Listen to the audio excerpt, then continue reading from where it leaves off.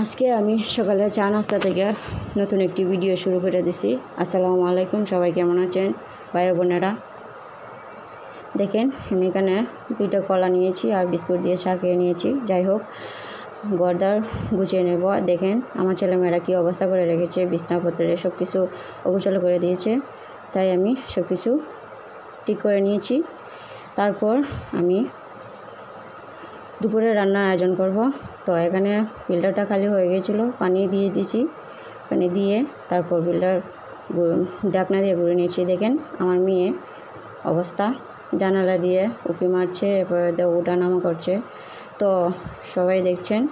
এখানে সকালে বাসনপত্র ধুয়ে গেছিলো, তো সব কিছু ধুয়ে নিয়েছি, পরিষ্কার করে রেখেছি। আর এখানে দেখেন পানিগুলো জড়ানোর জন্য একটা বোলের মধ্যে রেখে দিয়েছি। এখন আমি ভাত বসিয়ে দেবো। পানিটা চালের মধ্যে পানি দিয়ে দিয়েছি। এখন ভাত বসিয়ে দিয়েছি। ফ্রিজ থেকে নামিয়ে নিয়েছি আনাজগুলো, টমেটো আর এগুলো রান্না করব। নাইলা পাতা রাতের জন্য রেখে দিয়েছি। আর এখানে ফ্রিজের মধ্যে আছিল পাবদা মাছ আর তেলাপি মাছ। পাবদা মাছটা রান্না করব মাখিয়ে। এখন টমেটো আর নাইলা পাতা কী করে রেখেছি, আর এখানে একটা লেজ রয়ে গেছিলো তেলাপি মাছের, এটা রেখে দেবো ফ্রিজে, রাতে রান্না করব। তো এখানে শুরু করে দিয়েছি, পাবদা মাছ মাখিয়ে রান্না করব।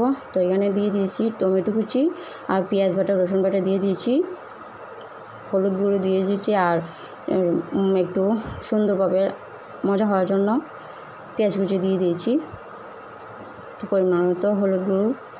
আর বাচ্চারা যেহেতু মরিচ কম খায়, তো পরিমাণ মতো সামান্য মরিচ দিয়ে দিয়েছি,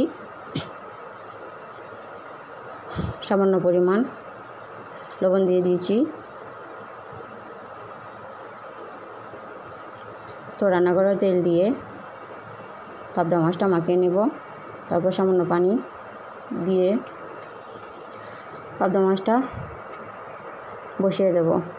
তো দেখেন পাবদা মাছটা মাখিয়ে কত সুন্দর লাগতেছে। তো এটা মাখিয়ে বসিয়ে দেওয়ার পর টমেটোর তরকারিটা রান্না করে নেব।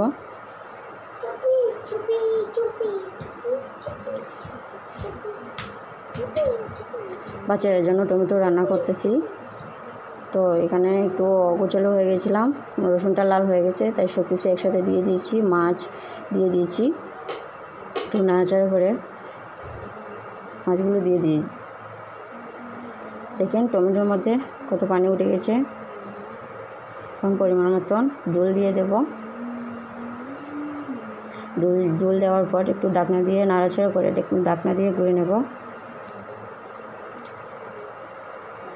এখানে বাজার থেকে মরিচ আনলে প্রায় সময়ই মরিচগুলো নষ্ট হয়ে যায়, এগুলো ফালিয়ে দেব।